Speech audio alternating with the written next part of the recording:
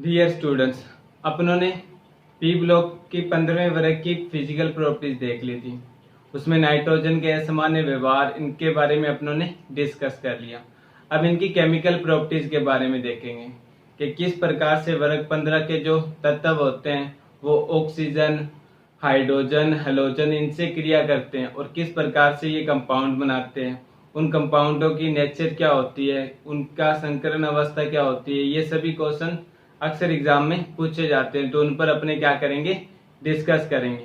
First आता है इनकी हाइड्रोजन के साथ अभिक्रिया, यानी वर्ग 15 के जो एलिमेंट्स हैं वो हाइड्रोजन के साथ अभिक्रिया करके किस प्रकार के हाइड्राइड का निर्माण करेंगे, उन हाइड्राइडों की प्रकृति क्या होगी उसके बारे में देखते हैं पहले अपने। तो सिंपल सा ध्यान रखना, यहाँ पर M का मतलब होगा कि वर्ग 15 के कोई भी एलिमेंट्स हो सकता है। M का मतलब कोई भी एलिमेंट, जैसे नाइट्रोजन हो सकता है, फास्फोरस हो सकता है, आर्सेनिक हो सकता है, एंटीमनी हो सकता है और बिस्मिथ हो सकता है। हाइड्रोजन के साथ अभिक्रिया करके वो क्या करेंगे, MS3 प्रकार के क्या करेंगे, कंपाउंड बनाएंगे। इनको क्या बोलेंगे, अपने हाइड्राइड बोलेंगे। जैसे NH3 हो गया, इसको अपने किस नाम से जानते हैं, तो अमोनिया के नाम से जानते हैं। PS3 को अपने किस नाम से जानते हैं, तो फोस्फिन के नाम से जानते हैं। ASH3 को अपने आर्सिन के नाम से जानते हैं और SbH3 को अपने स्टीविन के नाम से जानते हैं और BiS3 को अपने किसके साथ जानते हैं, बिस्मुथिन के नाम से जानते हैं। ये इनके हाइड्राइड के नाम है। आपसे पूछ भी लेता है कि आर्सेनिक होता है वो हाइड्रोजन से अभिक्रिया करके जिस हाइड्राइड का निर्माण करता है उस हाइड्राइड का नाम बताइए। तो आर्सेनिक हाइड्रोजन के साथ अभिक्रिया करके ASH3 प्रकार का हाइड्राइड बनाता है जिसका नाम क्या होता है, आर्सिन होता है। उसी प्रकार से आपको एंटीमनी का पूछ ले तो स्टीविन होता है और इसी प्रकार से बिस्मिथ का पूछ ले तो बिस्मुथिन होता है। ठीक है, ये इनके हाइड्राइडों का क्या है, सामान्य नाम है। जैसे नॉर्मली नेम बोल देता है ना कि अमोनिया का सूत्र बताइए, बिस्मुथिन का सूत्र बताइए, तो इनके हाइड्राइड ही है। अमोनिया हाइड्राइड है किसका, यानी वर्ग 15 के एलिमेंट्स होगा, यानी जो हाइड्रोजन से क्रिया करके क्या बनाएंगे, हाइड्राइड बनाएंगे। और इन हाइड्राइडों का सामान्य सूत्र तो MH3 होगा। MS3 का मतलब M यहाँ पर चेंज होता रहेगा वर्ग 15 के एलिमेंट्स के अनुसार, यानी कोई भी आ सकता है, नाइट्रोजन, फास्फोरस, आर्सेनिक, बिस्मिथ, ये सभी क्या हो सकते हैं, यहाँ पर M की जगह आ सकते हैं। और H3 क्या रहेगा, उनमें सेम रहेगा। ये जो कंपाउंड बनेगा, ये जो यौगिक बनेगा, ये क्या कहलाएगा, हाइड्राइड कहलाएगा। और इनके हाइड्राइडों का नाम क्या होगा, तो ये नाम अपने को ध्यान में रखना है। जैसे अमोनिया, फोस्फिन, आर्सिन, स्टीफिन और बिस्मुथिन, ये क्या होते हैं, इनके हाइड्राइड होते हैं जो क्या करते हैं, हाइड्रोजन से क्रिया करके इस प्रकार के हाइड्राइड बनाते हैं। ठीक है, तो एक चीज अपने को पहले ये ध्यान रखनी है, हाइड्राइड इनका फॉर्मूला। उसके बाद में सेकंड आता है इनका कि जो ये हाइड्राइड बना है, इस हाइड्राइड में जो केंद्रीय परमाणु होता है, जैसे कोई भी केंद्रीय परमाणु, इसमें क्या है, नाइट्रोजन है, इसमें फास्फोरस है, इसमें आर्सेनिक है, इसमें एंटीमनी और उसमें बिस्मिथ है। इस केंद्रीय परमाणु का जो संकरण अवस्था होती है वो कौन सी होती है, sp3 होती है। sp3 कैसी होती है, फॉर एग्जांपल के तौर पर नाइट्रोजन का ही ले लेते हैं अपने। तो अपनों को ये चीज पता है ना कि जब भी अपने क्या करते थे, संकरण काउंट करते थे, संकरण यानी निकालते थे, तो क्या करना होता था, अपने को बंध की संख्या काउंट करनी होती थी और एकाकी इलेक्ट्रॉन युग्म की संख्या काउंट करनी होती थी। तो बंध देखते हैं तो 1 2 3 बंध आते हैं और एक एकाकी इलेक्ट्रॉन युग्म, मतलब 4 आते हैं, टोटल 4 आते हैं। तो 4 के लिए अपने को पता है क्या होता है, sp3 होता है। तो जो वर्ग 15 के एलिमेंट्स होंगे, तत्व होंगे, जो जिस टाइप के हाइड्राइड का निर्माण करेंगे, उस हाइड्राइड में जो केंद्रीय परमाणु होगा, जैसे नाइट्रोजन, आर्सेनिक, ये सारे क्या है, हाइड्राइड के केंद्रीय परमाणु। उनकी संकरण अवस्था कौन सी होगी, तो sp3 उनकी संकरण अवस्था होगी।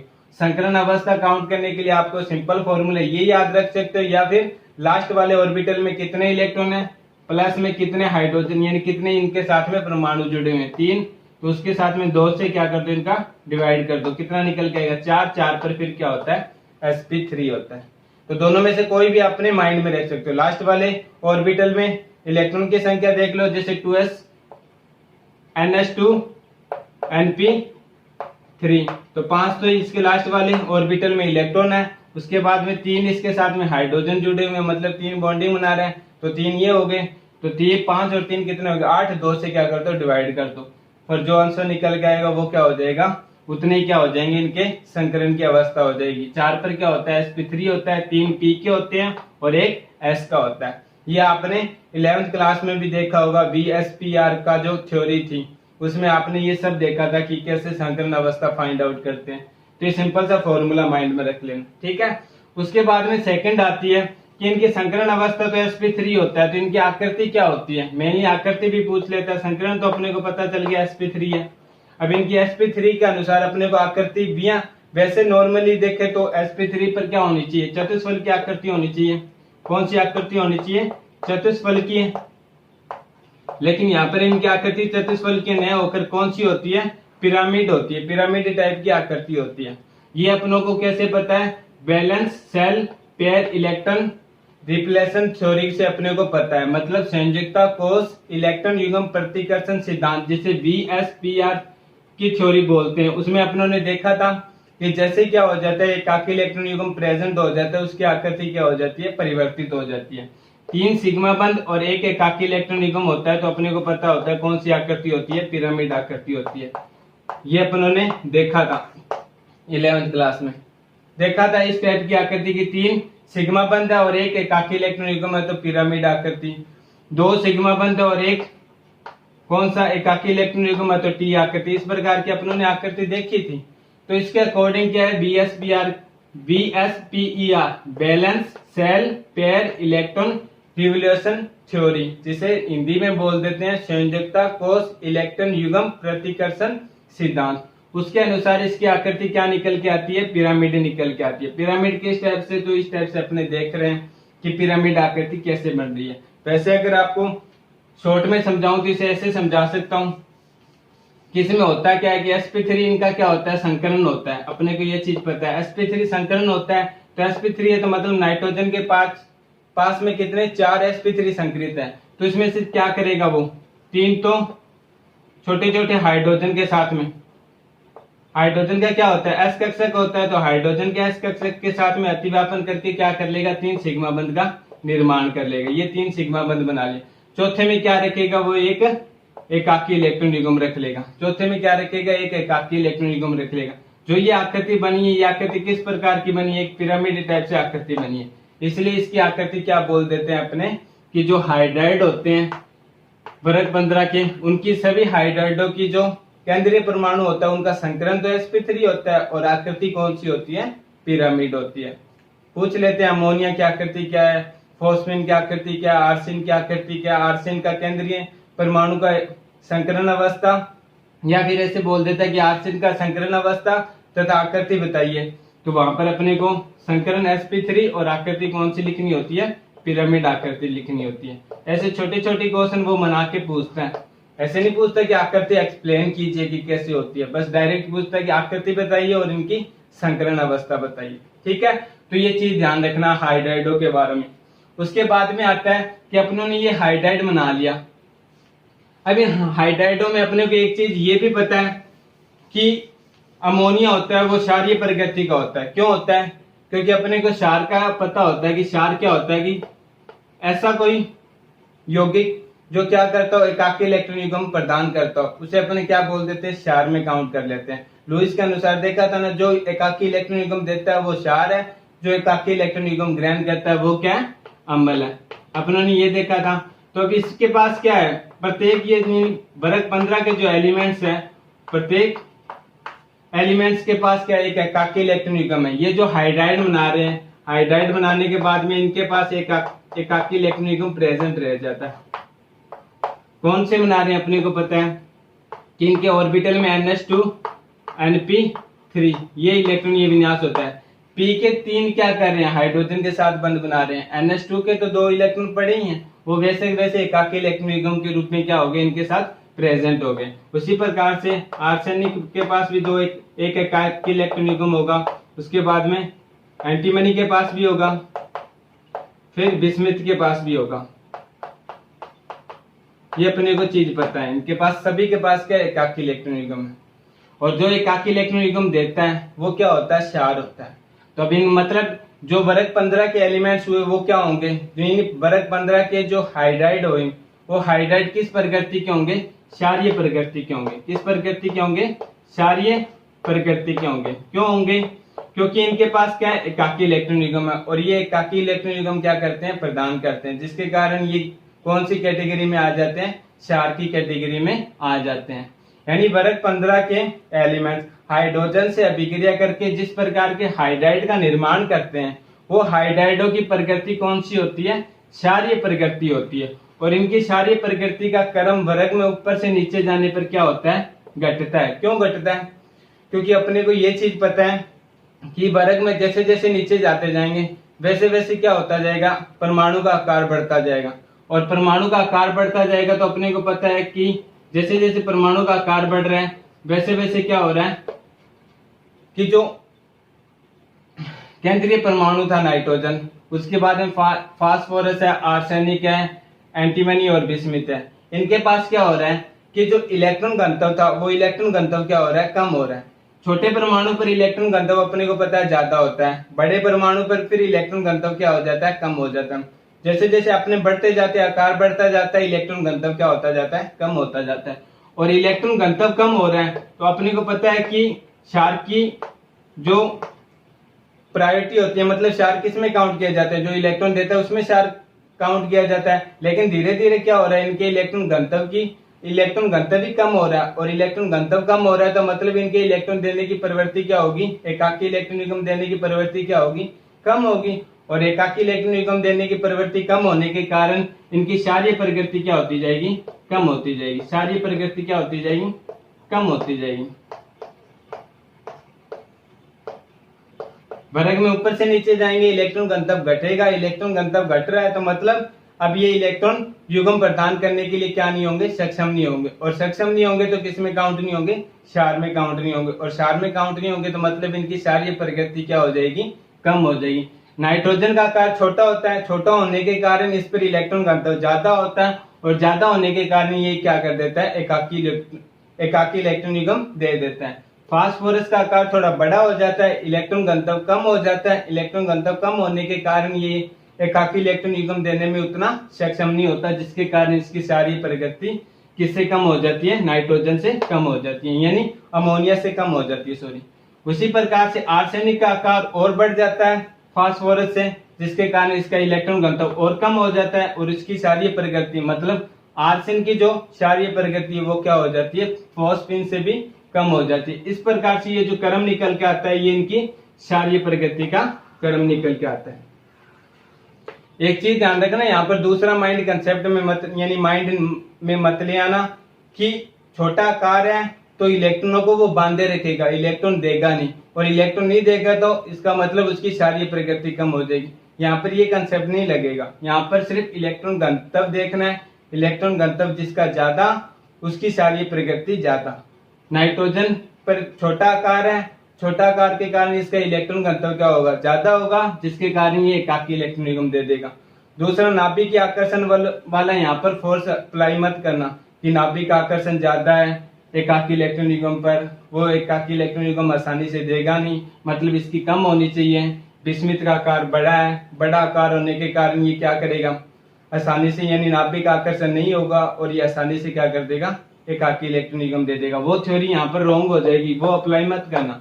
ओनली इलेक्ट्रॉन घनत्व वाला बेस ही माइंड में रखना कि जैसे जैसे क्या होता जाता है, वर्ग में ऊपर से नीचे जाते हैं, आकार बढ़ने के कारण केंद्रीय परमाणु के पास जो इलेक्ट्रॉन एकाकी इलेक्ट्रॉन युग्म है, या फिर कह सकते हैं इलेक्ट्रॉन घनत्व है, वो क्या हो जाता है, कम हो जाता है, जिसके कारण वो इलेक्ट्रॉन देने की प्रवृत्ति नहीं रखता, एकाकी इलेक्ट्रॉन युग्म देने की प्रवृत्ति नहीं रखता, जिससे उसकी क्षारीय प्रकृति क्या हो जाती है, कम हो जाती है।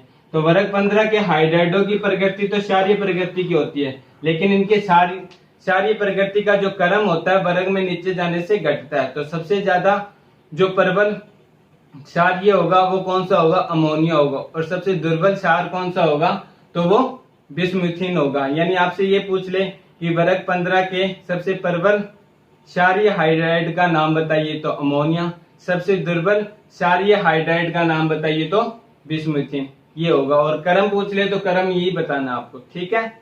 उसके बाद में सेकंड अपना टॉपिक आता है इसी में, अभी तो अपने हाइड्राइड के बारे में पढ़ रहे हैं। हाइड्राइडों का फिर आता है तापीय स्थायित्व, हाइड्राइडों का तापीय स्थायित्व, हाइड्राइडो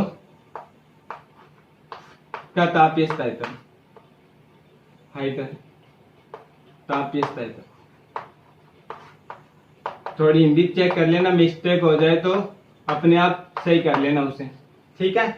उसके अब हाइड्राइडो का तापीय स्थायित्व देखना अपने को, मतलब वर्ग में जैसे जैसे अपने क्या हो रहे हैं, नीचे जा रहे हैं, तो हाइड्राइडो को अपने ताप मतलब हीट करेंगे, गर्म करेंगे, तो वो हाइड्राइड जल्दी से टूट जाएंगे या नहीं टूटेंगे, इसके बारे में डिस्कस करेंगे। अपने को पता है कि जैसे जैसे वर्ग में ऊपर से नीचे जाते हैं, यहाँ पर अमोनिया अपना, यहाँ पर क्या अपना फोस्फिन है, आर्सिन है, उसके बाद में कौन सा है अपना स्टीफिन है, फिर लास्ट में बिस्मुथिन है।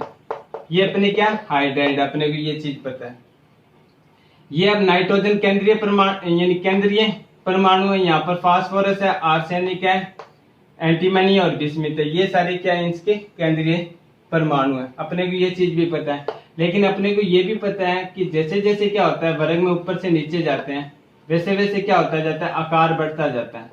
आकार बढ़ने के कारण क्या होता जाता है कि जो बंध बन रहा है, बंध लंबाई हो रही है, जैसे P की H के साथ में, उसके बाद में आर्सेनिक की H के साथ में, Sb की H के साथ में, ये जो बंध लंबाई निकल के आती है, ये बंध लंबाई का क्रम भी क्या होता है, बढ़ता जाता है। ये भी अपने को पता है कि जैसे आकार बढ़ेगा तो बंध का यानी जो बंध बना रखा है हाइड्रोजन और केंद्रीय परमाणु के साथ में, यहाँ पर केंद्रीय परमाणु क्या है, कोई से भी हो सकता है। अपने आकार जैसे जैसे बढ़ता जाएगा वैसे वैसे क्या होता जाएगा, इनके बीच की बंध दूरी क्या होती जाएगी, बढ़ती जाएगी। जैसे बिस्मिथ और H के बीच में जो बंध लंबाई है वो क्या है, सबसे ज्यादा है। Sb और H के बीच में जो बंध लंबाई है वो क्या है, उससे कम है। आर्सेनिक और H के बीच में जो बंध लंबाई है वो किससे कम है, यानी जो Sb और H है उससे कम हो जाएगी। इस प्रकार से क्या होती जाएगी, बंध लंबाई क्या होती जाएगी, कम होती जाएगी। जैसे अपने ऊपर यानी ऊपर की ओर जाएंगे और नीचे की ओर जाएंगे तो बंध लंबाई क्या होती जाएगी, बढ़ती जाएगी। अब अपने को पता है कि जैसे जैसे बंध लंबाई बढ़ती जाती है वैसे वैसे क्या होती जाती है, बंध सामर्थ्य घटती जाती है। यानी बंध लंबाई बढ़ने के साथ साथ क्या होती है, बंध लंबाई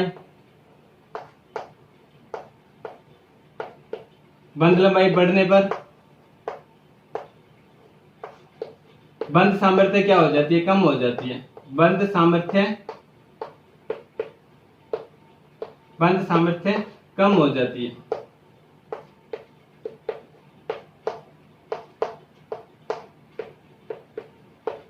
ये अपनों ने कौन सी क्लास में देखा था, 11th क्लास में एस ब्लॉक पी ब्लॉक के जो चैप्टर पढ़े थे उसमें देखा था।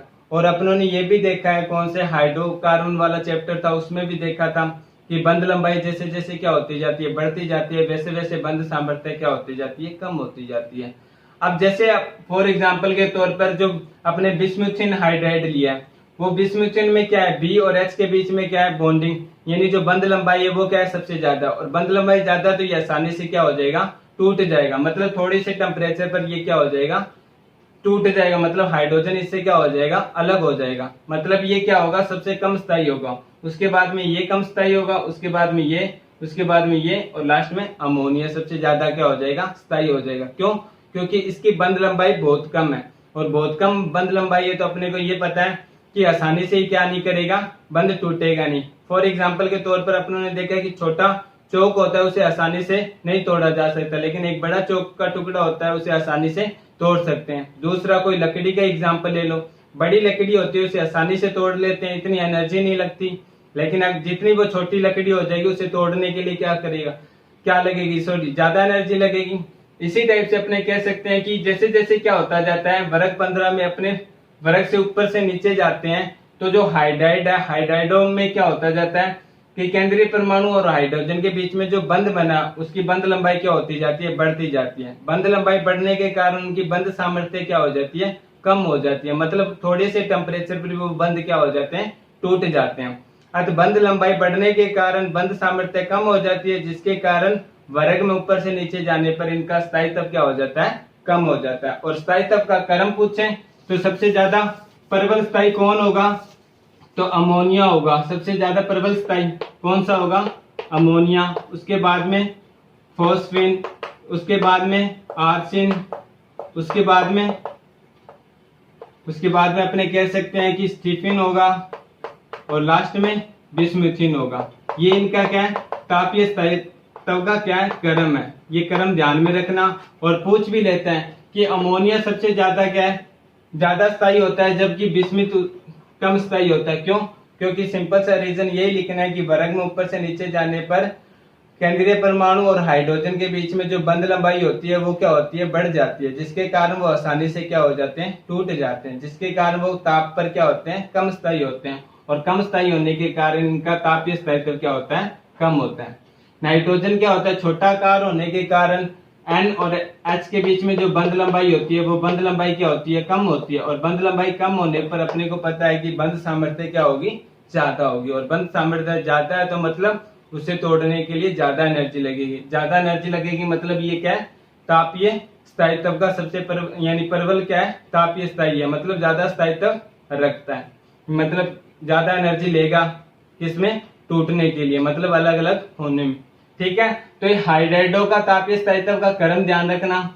अमोनिया सबसे ज्यादा स्थायी होता है, फॉस्फीन उसके बाद में, आर्सिन उसके बाद में, और उसके बाद में स्टीफिन उसके बाद में, और सबसे लास्ट में कौन सा होता है, तो बिस्मुथिन होता है।